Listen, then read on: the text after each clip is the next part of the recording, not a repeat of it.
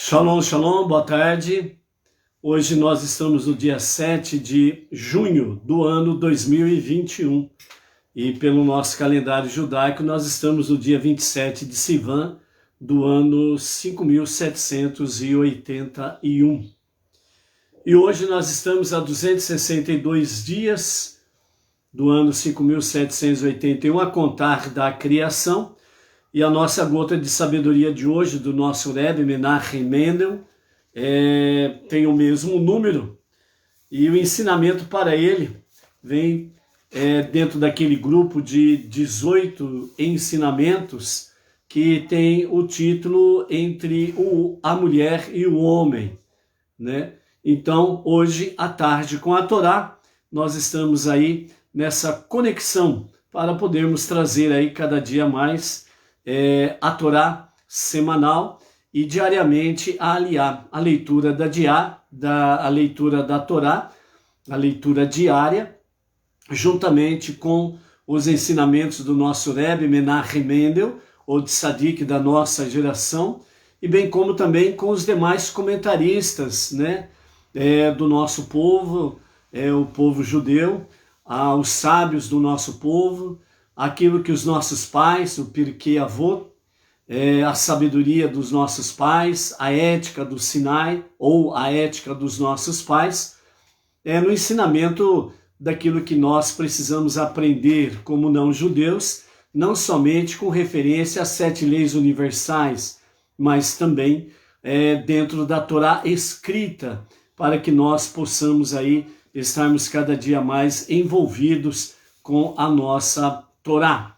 E este é o caminho que realmente nos leva à redenção com a revelação do justo e verdadeiro Mashiach, e que a sua revelação aconteça em nossos dias e que seja para agora. Amém. Baruch Hashem por isso. E então vamos lá. A nossa gota de sabedoria de hoje, de número 262, é o nosso Rebbe Menachem Mendel, o tzadik, o justo, e o líder da nossa geração. Então, ele assim nos fala: a relação de marido e mulher é a maneira de nosso mundo refletir o relacionamento do Criador com a sua criação. Não há nada mais essencial à realização última do mundo do que isso. Portanto, à medida que o mundo se aproxima cada vez mais de sua realização, a resistência se torna cada vez mais forte. Nesse interim, absolutamente tudo parece estar minando o fator mais crucial da paz entre o homem e a mulher. Essa gota de sabedoria do nosso Rebbe, ela é preciosa para nós estarmos meditando aqui no dia de hoje. A relação entre marido e mulher, entre o marido e a esposa, é uma maneira que o nosso mundo reflete o relacionamento de Deus, o Criador, com a sua criação, a humanidade. E dentro desse aspecto, segundo o nosso Rebbe, ele nos diz que não há nada mais essencial à realização última do mundo do que isso.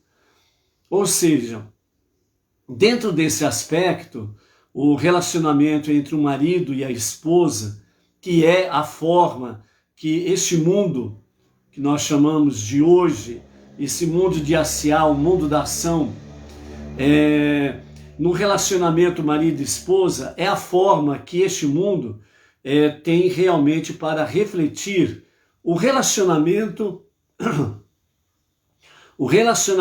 do Criador, o soberano dos mundos, com a sua criação. Então, o relacionamento marido e esposa é um reflexo do relacionamento do Criador e a sua criação, essencialmente a humanidade. Nesse sentido, o Rebbe ainda ele continua dizendo que isto faz parte para este último momento, o limiar desse 6º milênio, para essa última hora, é essencial que isso esteja cada vez mais em foco.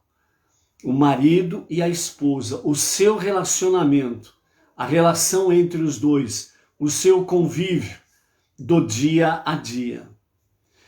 E então, nesta visão, o Rebbe diz assim, portanto, né, a expressão portanto, ela de fato, ela dentro da nossa língua portuguesa, essa expressão portanto, ela significa conclusão. Então, primeiro tem uma explicação, e aí quando entra a palavra portanto, então isso significa uma conclusão do que foi dito anteriormente.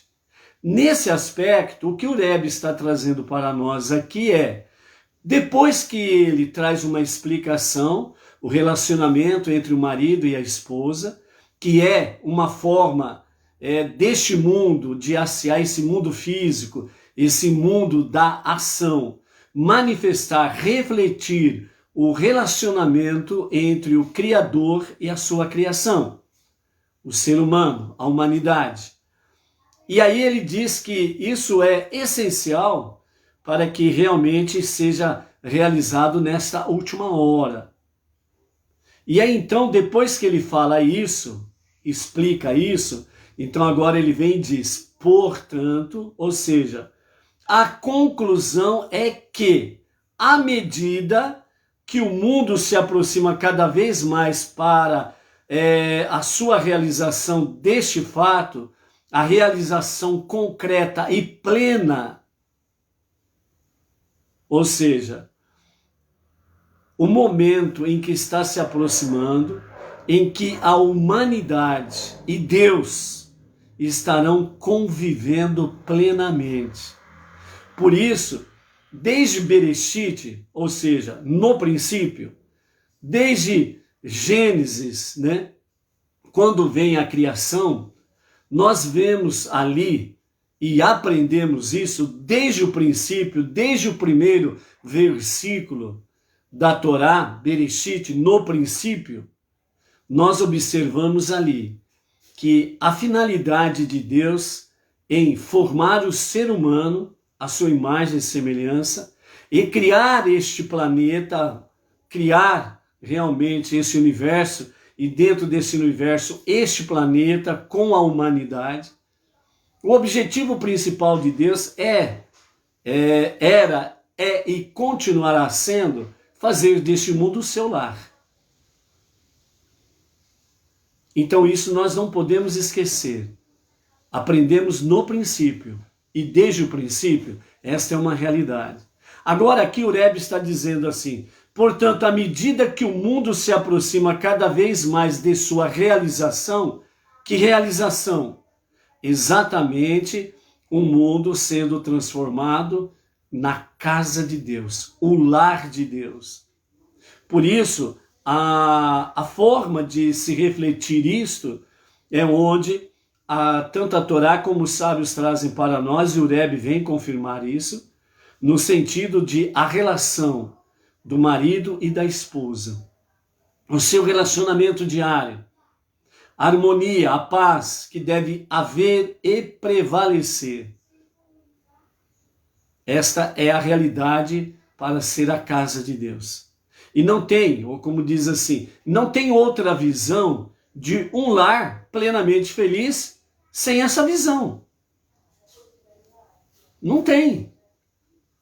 Por isso, o casal, né, o marido e a esposa que se amam e que amam a família, eles sempre vão estar trabalhando, lutando no bom sentido, para que a paz e a harmonia no lar, ela seja estabelecida e venha a prevalecer na maior parte do tempo da sua coexistência.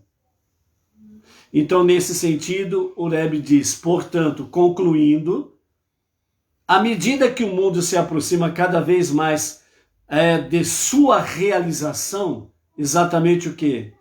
À medida que se aproxima a revelação do justo verdadeiro Mashiach, que é a redenção final, e na redenção final, na conclusão da redenção final, dos dias de Mashiach. Então, o mundo será plenamente, completamente, perfeitamente estabelecido como a casa de Deus.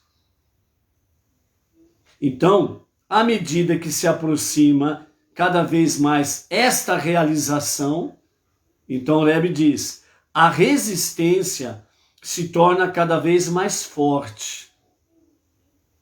A resistência se torna cada vez mais forte. E esta é uma realidade em que os casais estão vivenciando nos dias atuais. Uma resistência muito forte para que seja estabelecido e venha a prevalecer na maior parte do tempo entre o casal, na família, exatamente a harmonia e a paz. E vocês podem analisar isso daí. Podem procurar no site da Transparência, onde fala lá no cartório de registros, sobre a questão de casamentos e separações. Como que a separação está maior do que os casamentos. São dados lá do site da Transparência.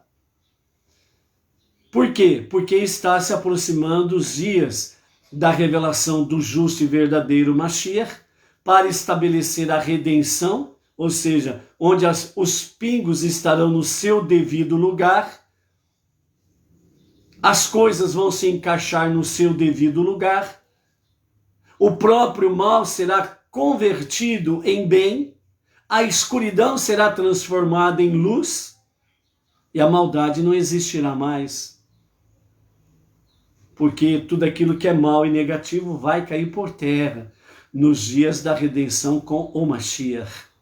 É onde, nesta redenção, com o Mashiach, o mundo será curado, as pessoas serão saradas e plenamente não haverá nada que for negativo e nada que for do mal.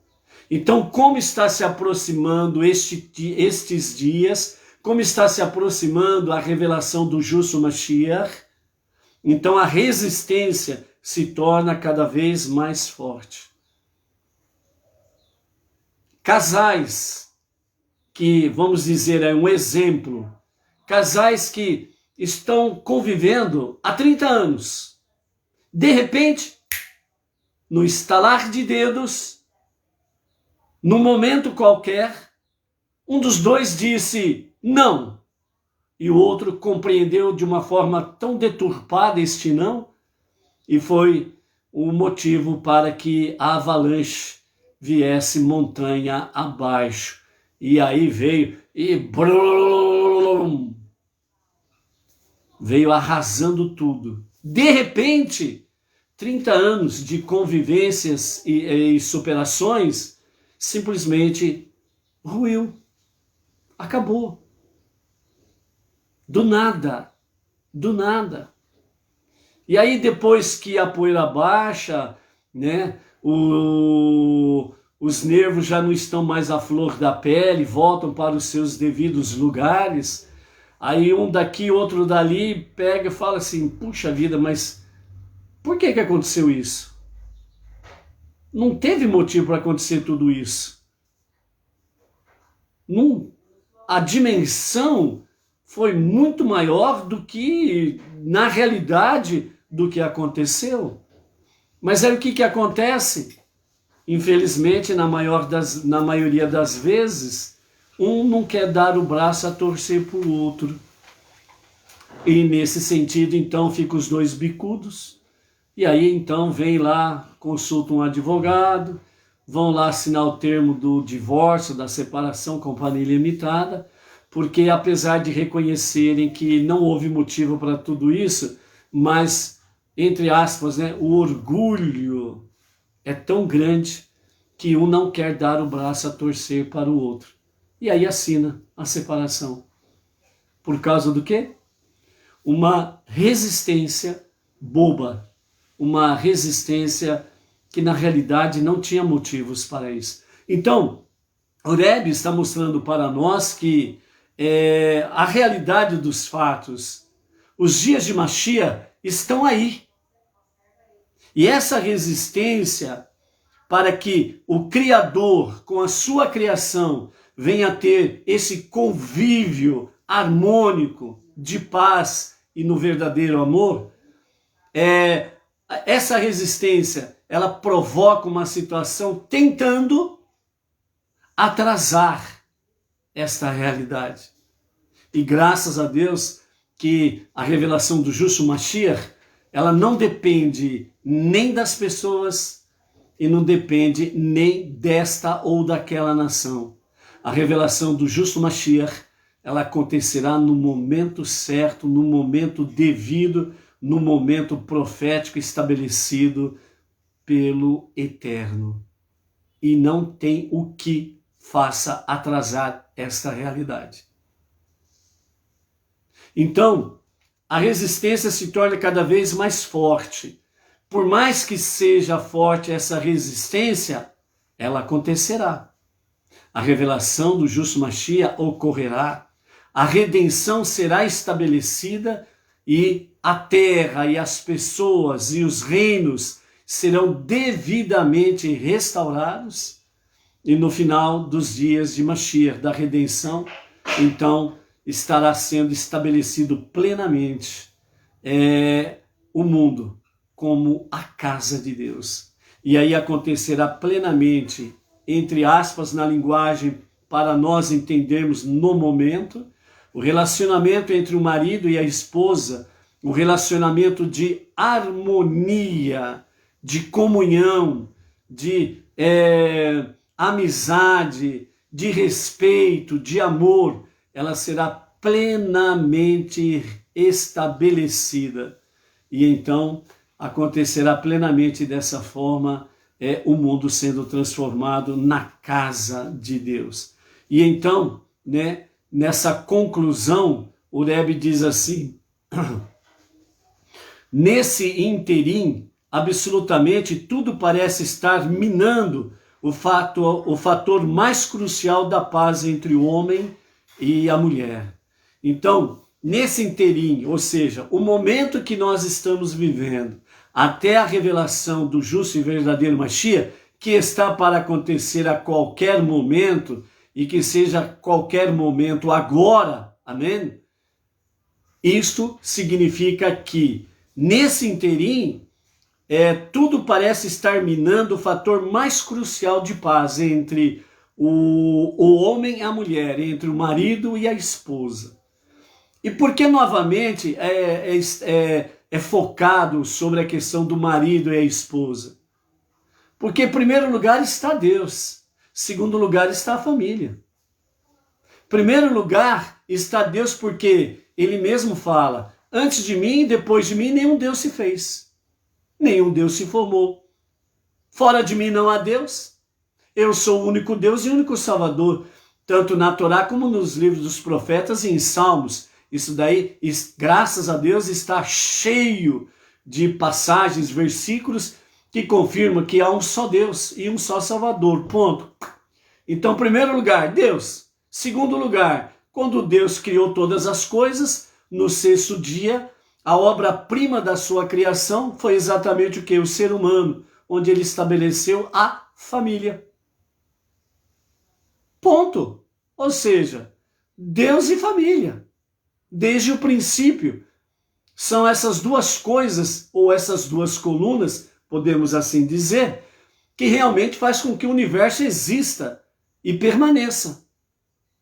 Deus e a família. Enquanto tiver, entre aspas, graças a Deus que não tem, mas enquanto tiver uma família, que seja uma família, como aconteceu nos dias de Noé, ainda que tenha uma família dentro do padrão de Deus, o mundo continuará existindo. E Noé e a sua família é o exemplo para nós. Se não tivesse Noé e a sua família, tudo teria virado pó. E quando veio o dilúvio, tinha uma família dentro do padrão divino. Então, enquanto tiver uma família que seja, graças a Deus que não tem, existem milhares e milhões no mundo inteiro de famílias dentro do plano de Deus, então, mesmo que nesse interim, entre os dias que vivemos até a manifestação do justo Mashiach, nesse interim pode realmente estar acontecendo aí, pode parecer, e os fatos também comprovam essa realidade, que existe um fator crucial nessa comunhão, nessa harmonia, nesse amor entre o marido e a esposa. Mas isto não vai deter a revelação do justo Mashiach para corrigir e sarar todas as coisas. Mas uma coisa é certa, à medida que as famílias, o marido e a esposa que estão nessa jornada monoteísta, à luz da Torá, à luz dos olhos divinos de Deus, à luz das 7 leis universais, à medida que nós estamos trilhando essa jornada e estamos aí no nosso dia a dia, fazendo, estabelecendo cada vez mais para que seja a família preservada, nós estamos trazendo a luz divina para este mundo.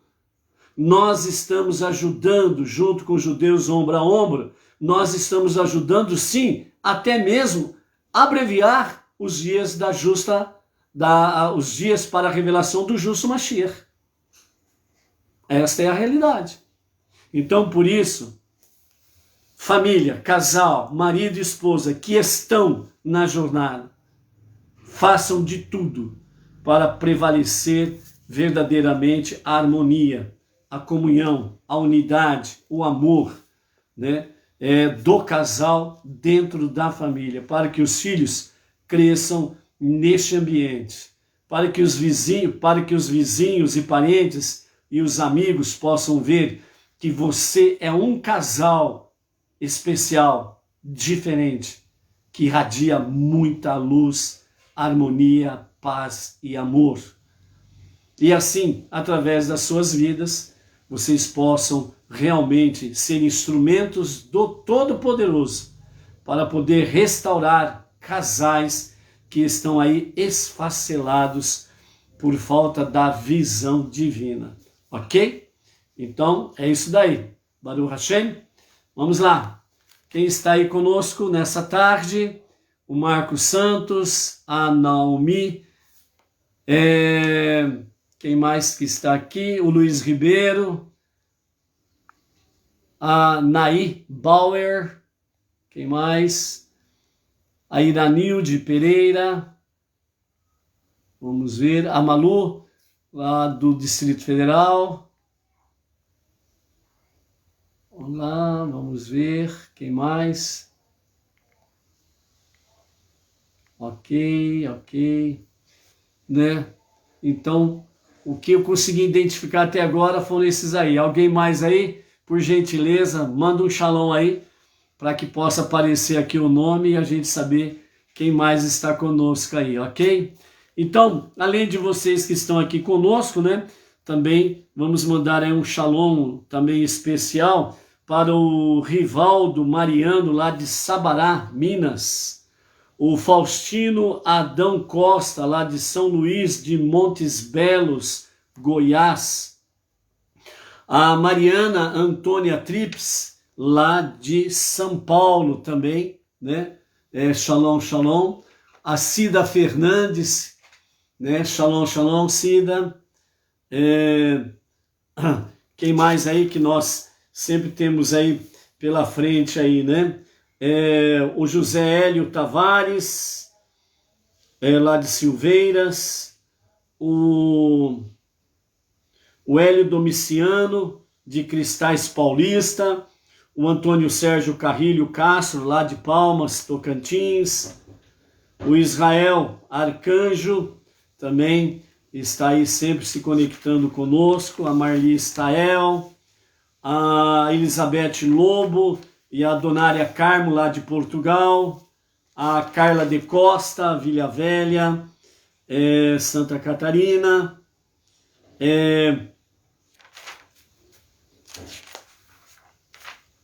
Outros aqui que nós também sempre vamos anotando aqui, né?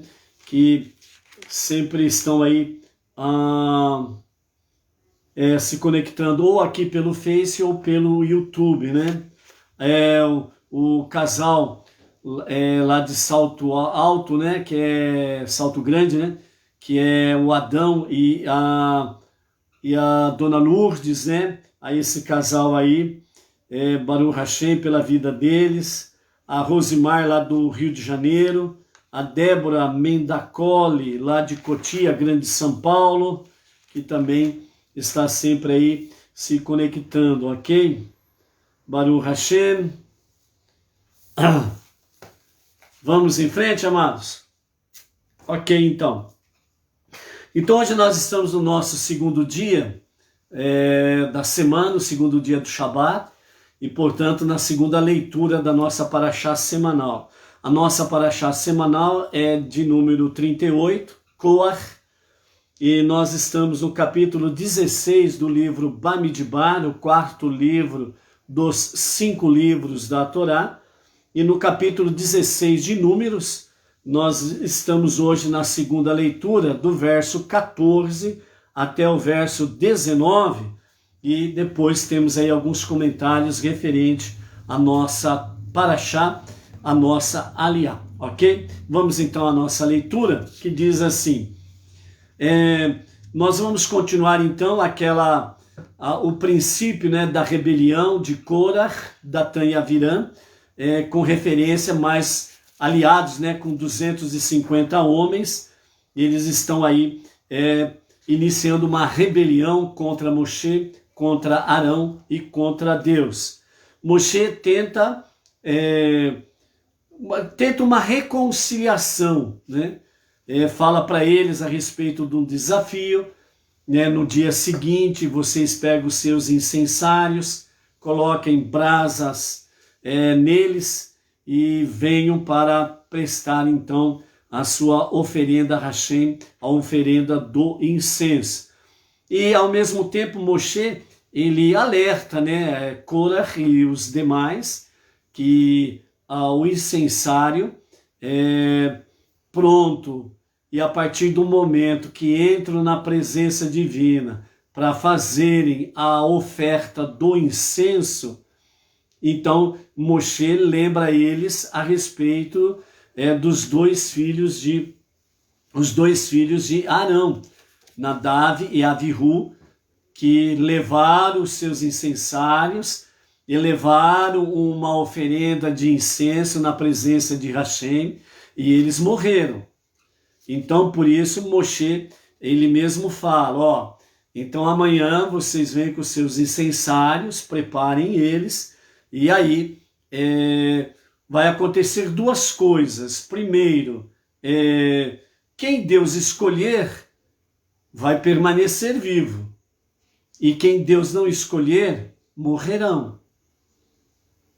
E aí Moshe fala, né, de uma forma bem simples, que dá para todos os 250 varões que estão aliados, né, com Korach. Ele deixa um aviso bem claro, vocês estão assumindo um grande risco, filhos de Levi. Ou seja, essa rebelião, ela está relacionada com os filhos de Levi, a tribo sacerdotal. A tribo de Levi, ela tinha, eles eram separados completamente para o serviço a Hashem, e por isso eles não tinham direito a heranças na terra. Ou seja, eles não tinham porção da terra. Desculpa. Eles não tinham direito a uma porção na terra prometida, porque eles foram separados completamente para prestarem um serviço a Hashem. Então, dentro desse sentido, então tinha dentro da tribo de Levi, que nós temos aí, né, os descendentes de Kehat, os descendentes de Merari e os descendentes de Gershon. Eles eram separados para o serviço a Hashem, E dentro desse serviço que eles estavam separados era para transportar todos os ingredientes do tabernáculo. Tinha aqueles outros que eram separados para o serviço mais essencial, mais íntimo e, portanto, mais elevado no mexicano, o tabernáculo, que era o caso de Aarão, o Kohen Gadol, o sumo sacerdote, e os seus filhos e a descendência dos seus filhos, os Kohanim, que estavam ligados diretamente aos sacrifícios, às oferendas no tabernáculo. Mas toda a tribo de Levi, ela era considerada uma tribo Kadosh, porque eles estavam ligados diretamente ao tabernáculo. Então, Moshe tentou mostrar para Korah e os seus aliados, né, que, de fato, Korah, ele e aqueles que estavam ali da sua descendência ligados à rebelião, ele falou, filhos de Levi. Por que ele falou filhos de Levi? Porque Korah, ele está dentro da tribo de Levi. Quando ele se associa com os vizinhos, lembra que nós falamos ontem dos vizinhos?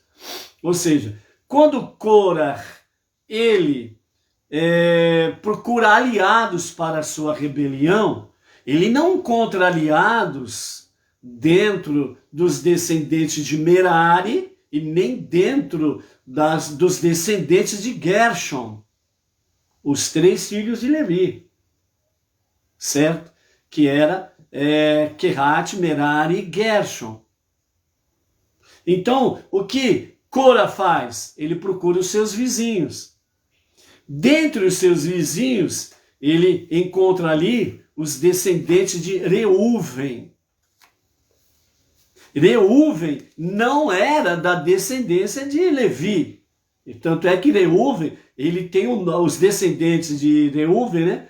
Tem o próprio título, tribo de Reuven. Reuven era o cabeça da tribo. Então Moshe está chamando a atenção aqui de Korah, dizendo para ele, vocês estão assumindo um grande risco, filhos de Levi. Ou seja, Moshe estava dizendo para Korah, não esqueça a sua procedência, não esqueça a sua origem. Você, com seus descendentes e com a sua ascendência, vocês foram separados juntos com toda a descendência de Kehat, como também de Merari e Gershon, para fazerem parte do serviço a Hashem. E Hashem distribuiu as responsabilidades dentro do Mishkan, o tabernáculo, de acordo com a sua vontade. Filhos de Levi, não esqueçam. Mas Korah permaneceu de mente cauterizada, coração duro na sua rebeldia, se associou, né, com realmente Datã e Avirã, que vem, né, da descendência de Reuven, e então eles querem aí realmente levar avante a sua rebelião, ok? Então, né, Moshe tenta a reconciliação, que nós vimos aqui, ele manda chamar, né, Datã e Avirã para conversar, para ver se consegue uma reconciliação, e eles desistam, né, dessa rebelião, mas Datã e Avirã simplesmente responderam que não iriam, né? Nós vimos aí que além de Datã e Avirã tinha On, o filho de Pelet, da mesma descendência de Reuven. E não é mencionado aqui On. E mais para frente nós vamos ver novamente que no momento, né, da prova, do teste, né, On, ele também não estará presente. Aí lá na frente nós vamos ver o porquê aí, né? Só abrindo um pequeno espaço para On, filho de Pelet, né? Ele fez Teshuvá no momento certo. E isso salvou a vida dele e de toda a sua família. Ok? Porém, vamos continuar aqui então na nossa leitura de hoje, né? Sobre a tentativa de Moshe de fazer uma reconciliação com Datã e Avirã, e depois em seguida, né, nós vamos ver aí o início do fim de Cora, capítulo 16, verso 14.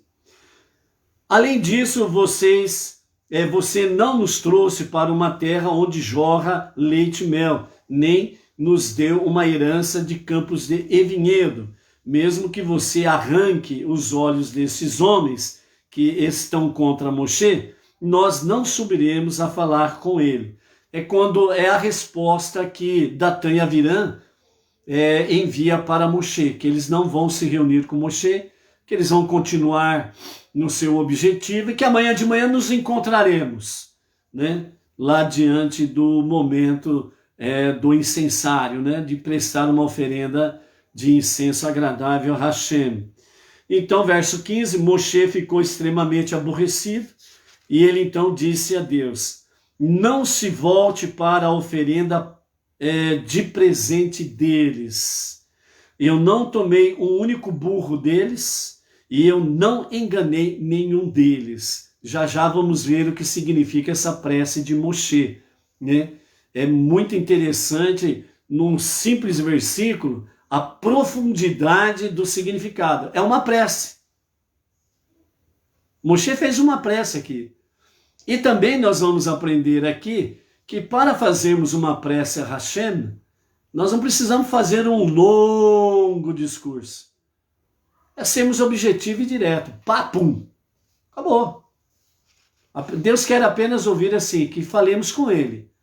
Mas Ele não precisa de rodeio. Você não precisa ficar fazendo um rodeio, que nem uma roda gigante, ficar rodando, e não chega a lugar nenhum, né? Então, nessa prece do versículo 15 do capítulo 16, nós temos uma prece de Moshe, um versículo apenas, e já vamos ver o significado disso. Do verso 16 ao verso 19, então nós temos aí o início, realmente, do fim de Cora. Moshe disse a Cora: amanhã você e toda a sua congregação se apresentarão diante de Deus, você, eles e Arão. Ou seja, você, Datã, Avirã e os que estão aliados contigo, esses 250 aí. E Arão, ou seja, Arão sozinho contra 250 e mais Cora. Mais uma vez, veremos que nem sempre a maioria tem razão. Ou seja, Cora não aprende a lição dos 10 espiões. Olha o perigo. Continuando o verso 17. Cada pessoa tomará seu incensário e colocará incenso nele. E cada pessoa oferecerá um incensário diante de Deus. Um total de 250 incensários, né? Que é o total de Cora e os seus aliados. Você e Arão tomarão cada um incensário. Cada pessoa tomará um incensário, colocará carvão em brasa nele, e então o incenso. Elas ficarão na entrada da tenda da reunião com Moshe e Arão.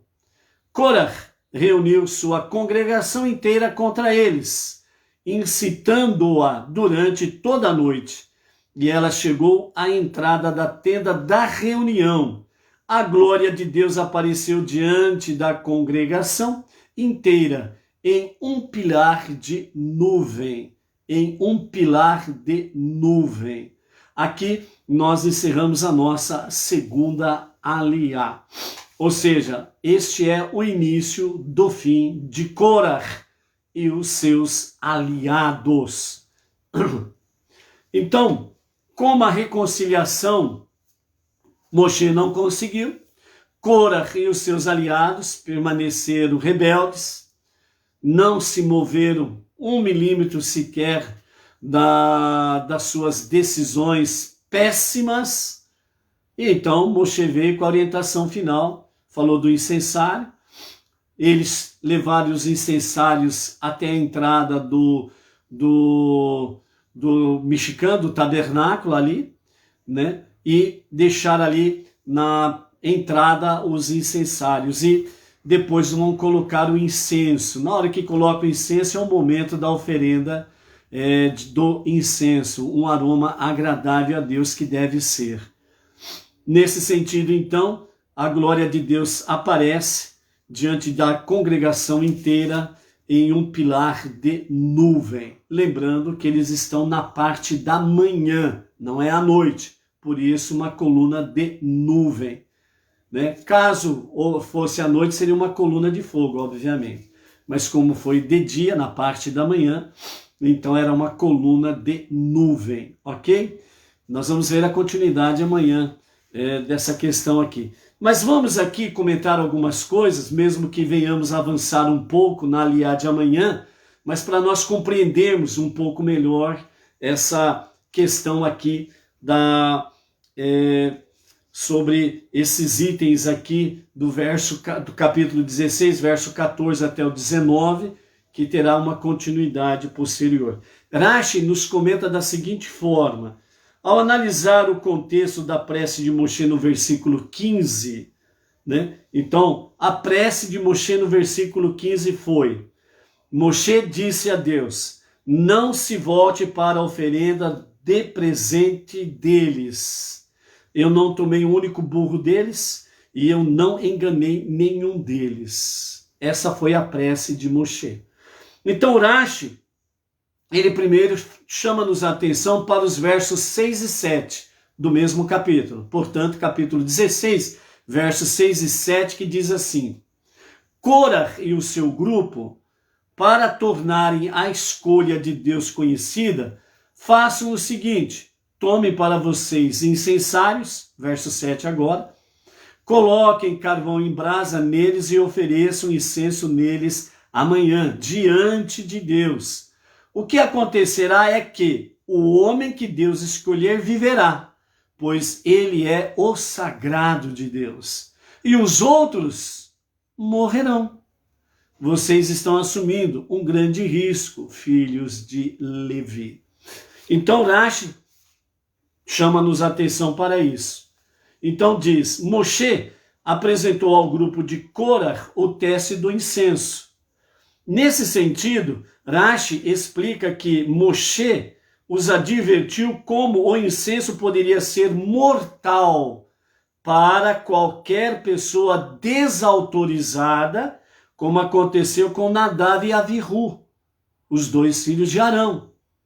Ou seja, segundo Rashi aqui, ele está dizendo para Korah e os seus aliados, olhem, o Kohen Gadol, que vocês não querem reconhecer, o sumo sacerdote, que vocês querem arrancar ele à força por vossas vontades, os dois filhos dele, eles entraram sem autorização com incensário e ofereceram a oferenda de incenso para Deus, sendo desautorizados. E olha o que aconteceu com eles, eles morreram. Vocês querem continuar com isso? Vocês querem continuar a desafiar a Deus? Vocês querem continuar a testar a Deus? Esqueceram dos dois filhos de Arão? Esqueceram o que aconteceu com os 10 espiões há poucos instantes ou há poucos dias?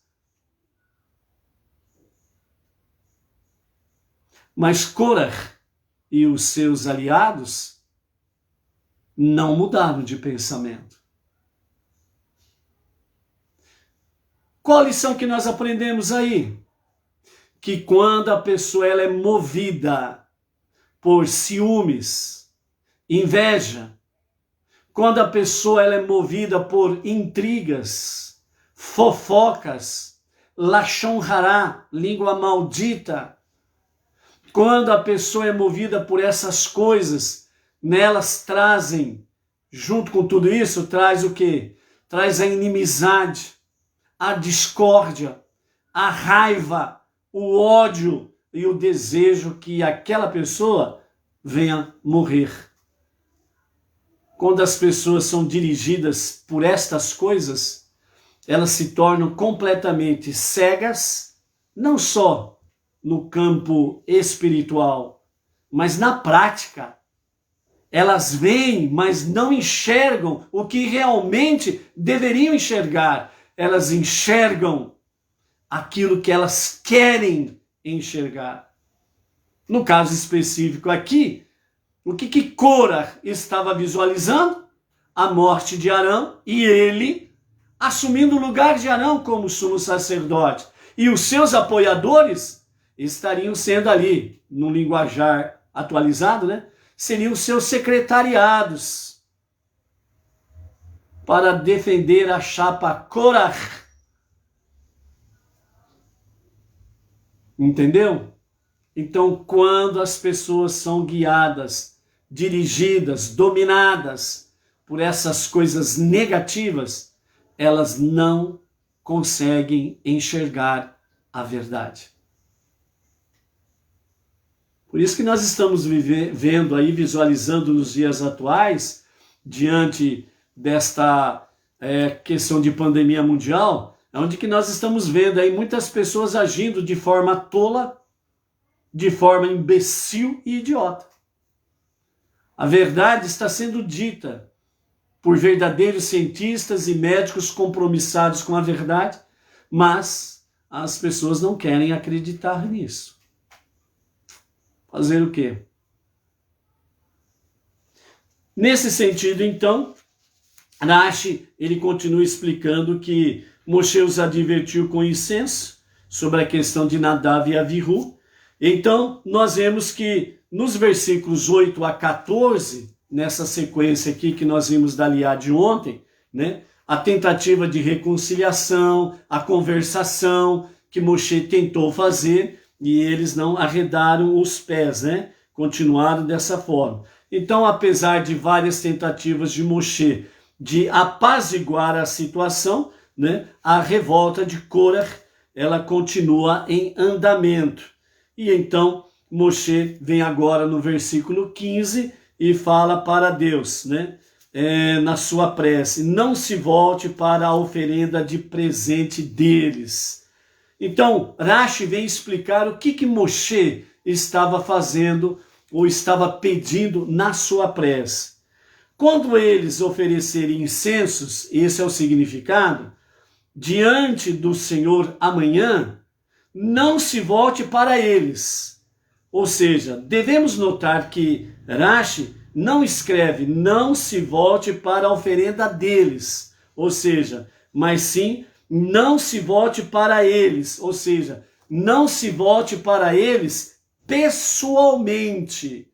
É claro que era inconcebível que Deus aceitaria a oferenda desses pecadores, mas depois que eles se opuseram completamente a qualquer tentativa de reconciliação com Moshe, então Moshe ficou preocupado que apenas rejeitar a sua oferenda não era o suficiente.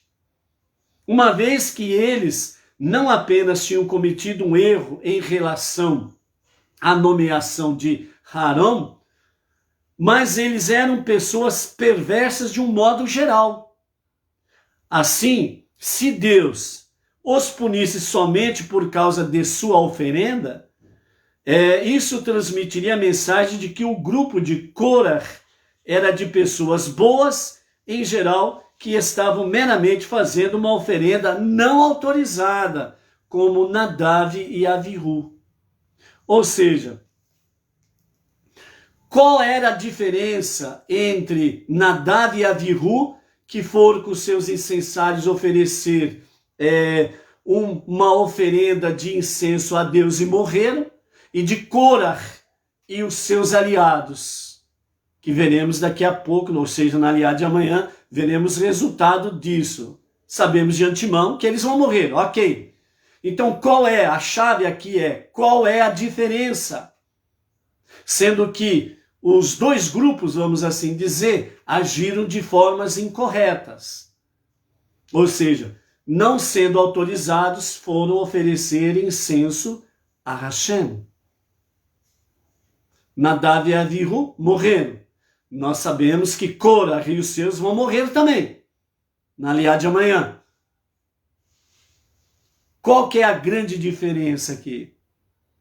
A grande diferença está exatamente que Nadav e Avihu, eles estavam olhando para uma questão muito simples e preciosa aos olhos de Deus.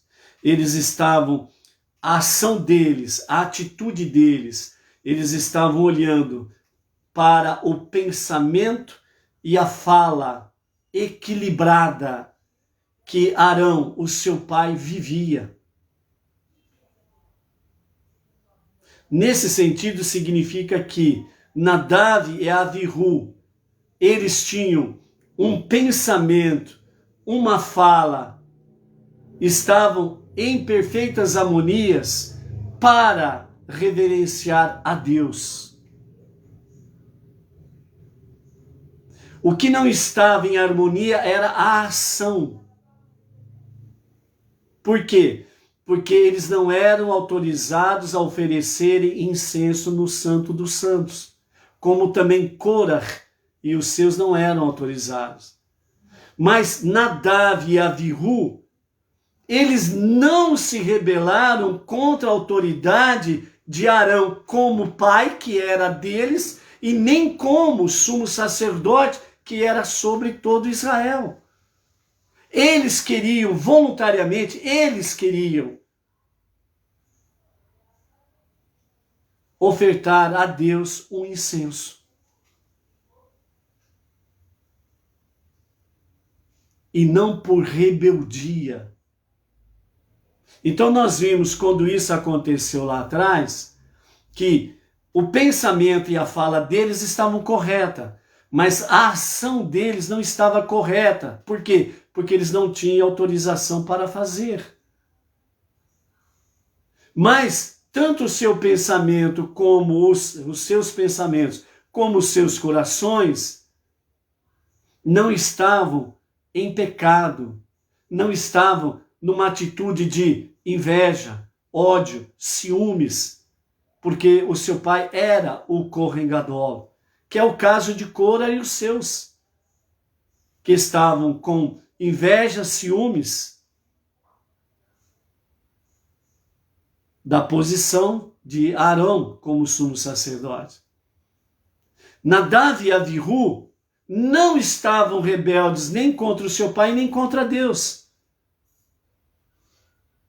Enquanto que Corah estavam rebeldes contra Moshe, Arão e Deus.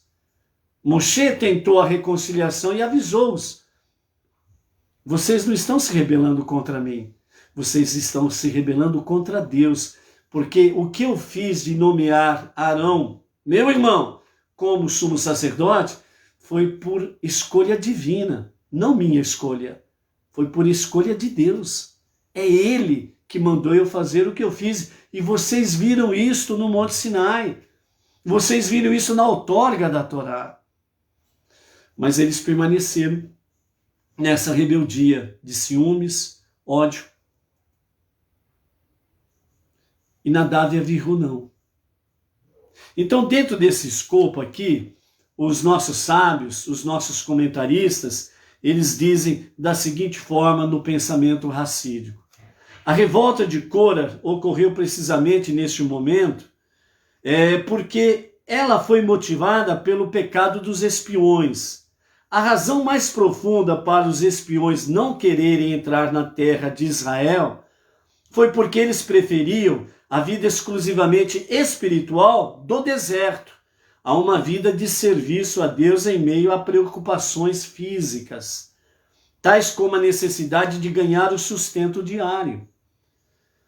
A queda dos espiões, então, mandou uma mensagem muito forte de que o judaísmo prioriza a ação física sobre as buscas espirituais e intelectuais. Então essa foi a mensagem dos espiões. Observe que é uma mensagem dos espiões. O exemplo deles, a atitude deles, trouxe essa mensagem que o judaísmo, Ele dá mais valor à ação física do que às buscas espirituais e intelectuais. Ao ouvir isto, Korah protestou a Moshe. Por que vocês se fizeram elite sobre a Assembleia de Deus? Eu posso entender, argumentou Korah, que vocês são pessoas mais espirituais e santas do que nós. Mas agora nós vimos que o judaísmo considera a ação física como prioridade. Então, como vocês são melhores do que os outros, sendo que seus atos não são os mesmos que os nossos? Nós temos mais atitudes e ações do que vocês. Korah e os seus reconheceram que Moshe e Arão, eles tinham mais santidade do que ações, como ele vem defender. Nós temos mais ações do que vocês. E através dos 10 espiões, nós vimos aqui que o judaísmo prioriza, de fato, mais as atitudes, mais a ação, do que a questão espiritual, mais do que a ação no sentido espiritual e santas. O erro de Korah, segundo o pensamento racídico, foi que a Torá não exige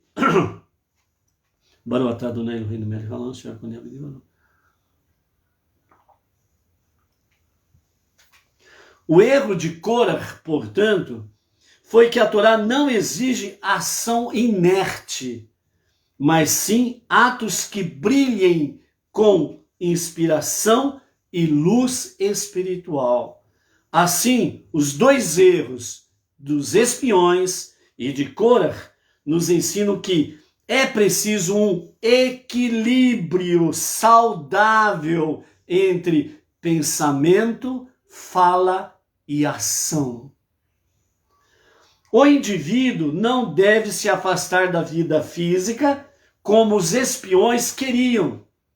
Eles não queriam entrar na terra prometida. Eles preferiam ficar no deserto, porque no deserto eles estavam envolvidos 24 horas por dia só com a Torá e os milagres que aconteciam. Eles não precisavam trabalhar, eles não precisavam plantar, eles não precisavam ganhar o sustento diário, tudo vinha dos céus. Segundo os comentaristas, dentro da Torá oral, dentro da Mishnah, falam que quando nós lemos lá na frente, vamos ler lá na frente, que as roupas e os calçados não se envelheceram, porque elas se renovavam todo dia.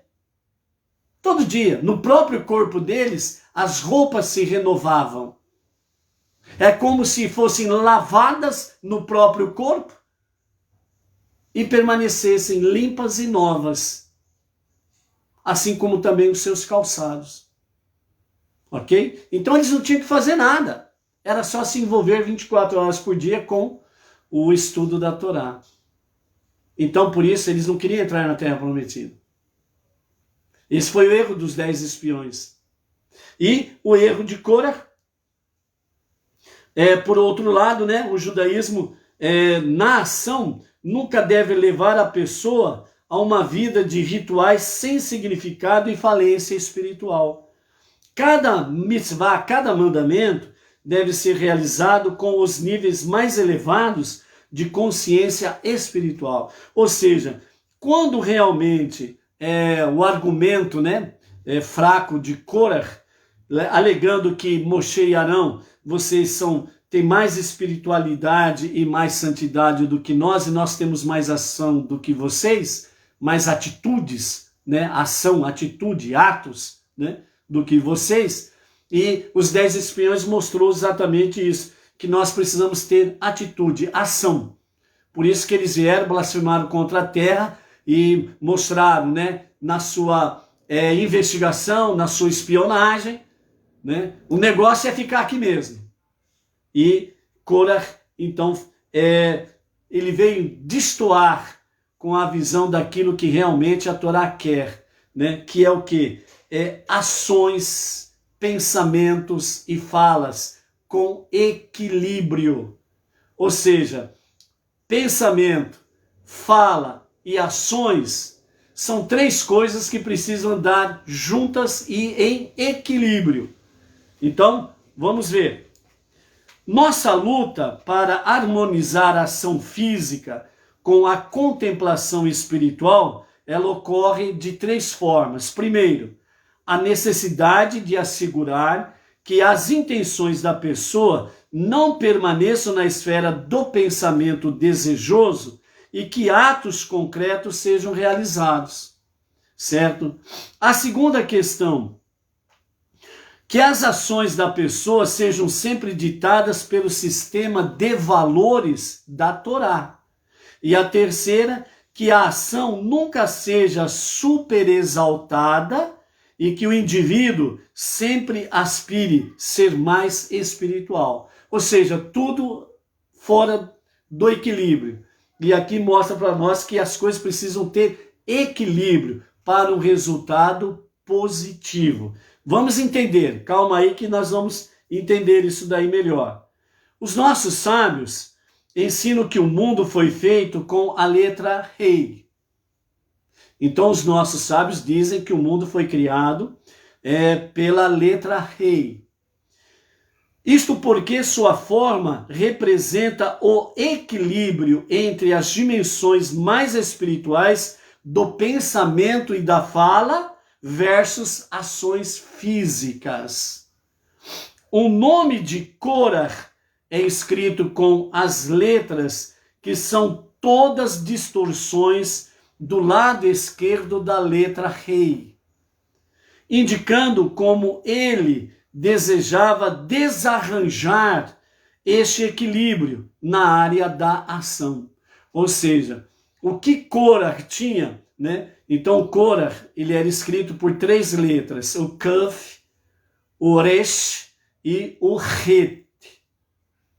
Então, os sábios dizem que o próprio nome de Korah já estava demonstrando uma corrupção, falta de harmonia, falta de equilíbrio no seu próprio nome. Então, vimos aqui que os nossos sábios, no pensamento da Hassidut, que o mundo foi criado com a letra Rei. E o nome de Korah, né, que vem escrito com Kaf, Resh e Het, indicando que ele desejava desarranjar este equilíbrio, o equilíbrio com o qual Deus criou o mundo, com a letra Rei. Já já vamos entender melhor. Vamos lá. Na letra Het, o espaço entre ação e pensamento e fala, ou seja, na palavra Het, na letra Het, melhor dizendo, o espaço entre ação e pensamento, fala, é fechado, sugerindo que o físico não mais olha para ou deseja o espiritual. Então, o físico, o ato, a ação, ele não olha e não deseja realmente a questão espiritual. Então, ele não mais olha para ou deseja aquilo que é espiritual. E por isso que Korah se revoltou contra Moshe e Arão. A letra Kaf, que é a primeira letra do nome Korah, a ação se estendeu para baixo. Quando se escreve Kaf, né, a perna de Kaf, ela vai abaixo da linha. Então se estendeu para baixo e não mais é dita pelo pensamento e pela fala da Torá. Destoa, tanto da fala como da Torá. E na letra Resh, a ação está ausente por completo. Ou seja, a ação ela está totalmente fora na letra Resh. Vamos entender melhor isso daí, só um pouquinho. Então, vamos lá. Então, eu trouxe para vocês aqui o nome de Korah e a letra Rei, ok?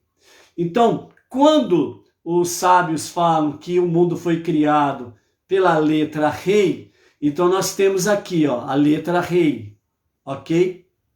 Então, a parte superior da letra Rei é o pensamento, certo?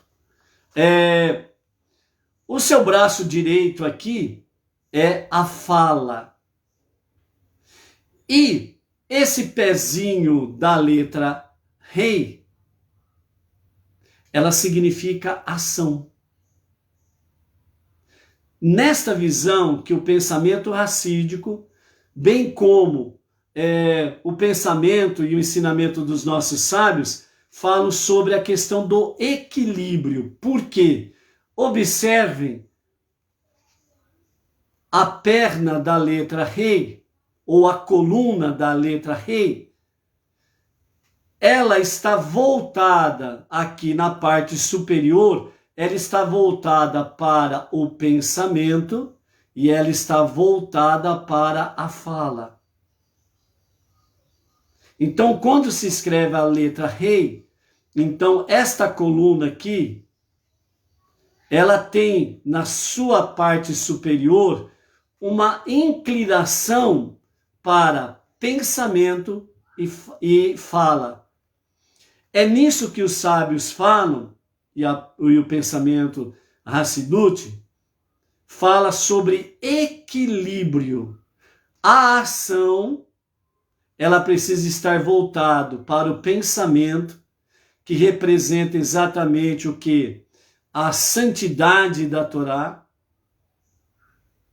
Estar voltado para a fala, a santidade do falar.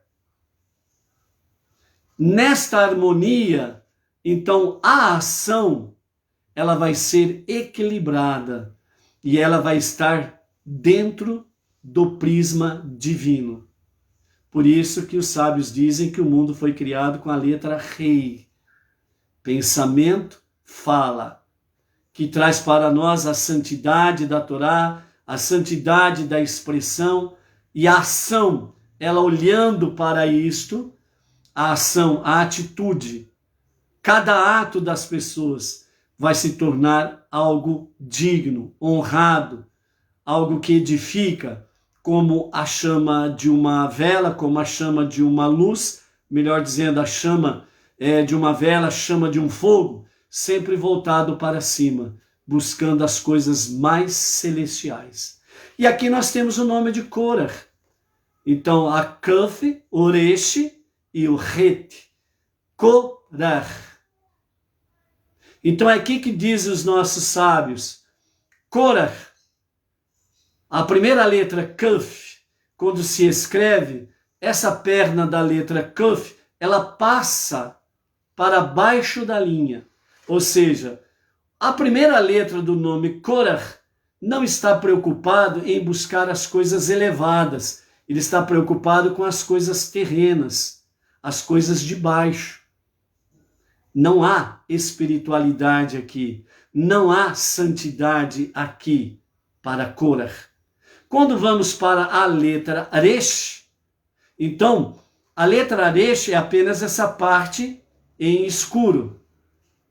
Essa perna, essa coluna, essa em vermelho aqui, é exatamente aquilo que os sábios dizem. A ação, ela está completamente fora de Resh. Então, Korah não está preocupado em ter uma ação, uma atitude de santidade, de elevação. Ele está apenas envolvido em seu ego.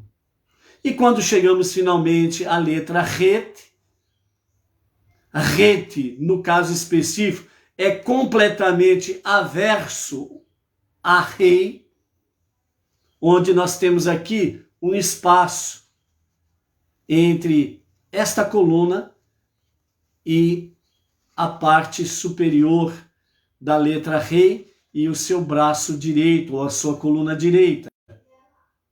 Certo? Então, em rete, nós vemos que esta coluna aqui, ela está ligada lá em cima. O que significa isso, como os sábios dizem para nós? Que a ação, ela não está mais voltada para o pensamento e para a fala. Assim como em Resh, Korah perdeu toda a noção de uma atitude digna, assim como Korah perdeu toda e qualquer busca para santidade e elevação e veio para baixo, abaixo do nível, e buscou aquilo que é físico, material, secundário, que está ligado ao seu egocentrismo, à sua inveja, aos seus ciúmes, ao seu ódio. Então aqui, a ação, quando ela se une aqui em cima, na letra Het, no caso de Korah, então ele significa que ele abandona toda a santidade, ele abandona toda a santidade do pensamento e toda a santidade da fala, e prevalece o seu eu. Então é nesse sentido que os sábios nos ensinam por que o mundo foi criado com a letra Rei e o significado do nome Korah. E por isso que ele não se moveu da sua rebelião. Ok? Então, portanto, concluindo, os nossos sábios dizem assim: é relativamente fácil ser totalmente espiritual e reservado, ou totalmente físico ou mundano.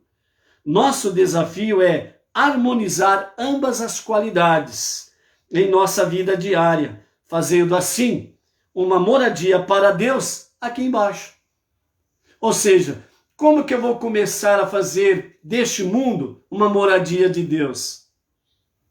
Começando em mim. Eu preciso ser primeiro uma morada para Deus. E por isso, aqui nós estamos aprendendo até aqui, pelo livro de Bamidbar, no deserto, Números, nós estamos aprendendo a lição dos espiões totalmente errada. Por quê? Porque a visão dos espiões era ficar completamente separado do mundo secular, ficar no deserto e ficar apenas ali, envolvido com as questões do estudo da Torá. A visão de Korah vem trazer uma deturpação do ensinamento e Korah vem valorizar ação, atitude, sem a questão espiritual. Ou seja, dois extremos. E aqui o que a Torá e os nossos sábios trazem para nós, que precisa ter equilíbrio, harmonia. Por isso o pensamento do nosso Rebbe de hoje, sobre a harmonia entre o marido e a esposa, que é um reflexo do relacionamento do Criador com a sua criação, a humanidade. E isso precisa ser corrigido diariamente entre marido e esposa, assim como entre pessoas, você e o seu próximo, ser corrigido diariamente. São as formas que Deus nos dá para trazermos mais luz para esse mundo inferior e harmonizar realmente o espiritual e o mundo secular, o físico, o material, trazendo harmonia, equilíbrio, os dois servindo a Deus. Por isso, rei, pensamento, fala, mais ação. Ação voltado, inclinado para o pensamento e para a fala. Para haver harmonia, haver equilíbrio. E então nós estaremos realmente contribuindo para que este mundo seja, de fato, uma morada para Deus. Ok? Então, por isso, seja forte, seja luz. Por isso, se esforce para ser rei rei, a letra rei, para poder viver como uma moradia de Deus, a começar por você, pela sua família, para que este mundo se transforme completamente na casa de Deus. Que a revelação do justo Mashiach aconteça em nossos dias e que seja para agora. Amém. Shalom, shalom. Até amanhã.